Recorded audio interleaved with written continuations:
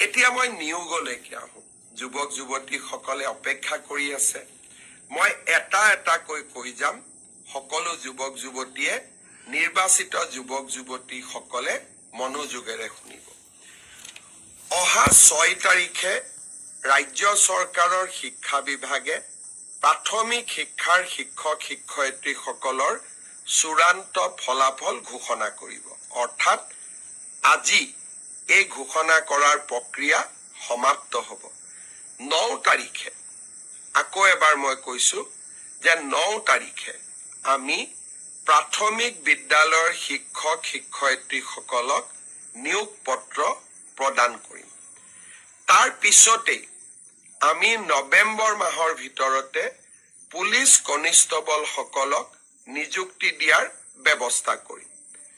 Police কনিষ্টবলসকলক নিযুক্তি দিয়াৰ পিছদিনাখনেই আমি অন্তত আৰু 4,000 আৰক্ষী পদৰ বাবে আবেদন পত্ৰও আহ্বান কৰিম। অৰ্থাৎ নিযুক্তিৰ পৰম্পৰা আমি চলাই ৰাখিম, যাতে অসমৰ যুৱক যুৱতী কেতিয়াও আশাহত হ'ব নালাগে। এডিআৰিৰ 3য় বৰ্গ আৰু 4ৰ্থ বৰ্গ এই পৰীক্ষাৰ এটা প্ৰক্ৰিয়া আছে। ৰিজাল্ট দিয়াৰ পিছত আমি লটাৰী বা ৰেণ্ডমাইজেশ্যনৰ জৰিয়তে ডিপাৰ্টমেণ্টসমূহ আবণ্টন কৰিব লাগে। ডিপাৰ্টমেণ্টসমূহ আবণ্টন কৰাৰ পিছত ডাইৰেক্টৰেটবিলাক আবণ্টন কৰিব লাগিব। আৰু ডাইৰেক্টৰেটবিলাক আবণ্টন হোৱাৰ পিছত আমি তেওঁলোকক ইণ্ডিভিজুৱেল পোষ্টিং দিব লাগিব। এই প্ৰক্ৰিয়াটোত 30টা দিনৰ প্ৰয়োজন হয়।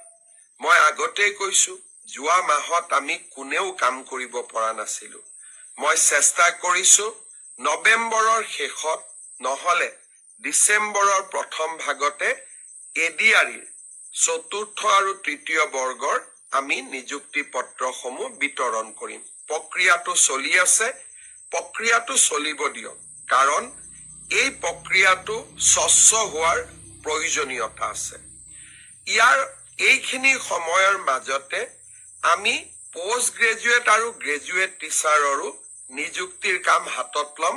আপোনালোকে দিয়া অপশ্যন অনুসৰি আপোনালোকক যাতে আমি নিযুক্তি দিব পাৰো, তাৰ বাবে শিক্ষা বিভাগে ইতিমধ্যে কাম হাতত লৈছে। মই খুব সোনকালে আপোনালোকক নিযুক্তিৰ তাৰিখটো জনাম। স্বাস্থ্য বিভাগৰ নিযুক্তিও এই মাহতে আমি প্ৰদান কৰিম।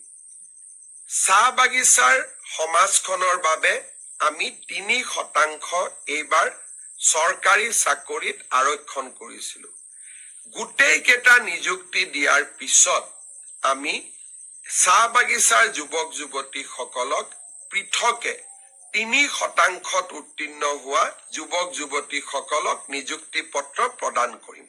অৰ্থাৎ অহা 9 তাৰিখে আমি চাহ বাগিচাৰ যুৱক যুৱতীসকলক বাদ দি সকলোকে আমি নিযুক্তি দিম। গোটেইখিনি নিযুক্তি পত্ৰ আমি একেলগ কৰি ডিচেম্বৰ বা নৱেম্বৰ মাহত সকলো চাহ বাগিচাৰ যুৱকক গুৱাহাটীলৈ মাতি আনি আমি একেলগে নিযুক্তি দিম, যাতে ই সমাজখনত এটা সচেতনতাৰ সৃষ্টি কৰিব পাৰে। অৰ্থাৎ মই উত্তীৰ্ণ হোৱা যুৱক যুৱতীসকলক অনুৰোধ কৰিম যে আমি নৱেম্বৰ মাহ আৰু ডিচেম্বৰ মাহৰ প্ৰথম ভাগতে আমি নিযুক্তিৰ প্ৰক্ৰিয়া সম্পূৰ্ণ কৰিম। আপোনালোকে আমাক নিশ্চিতভাৱে সহযোগ কৰি যাব।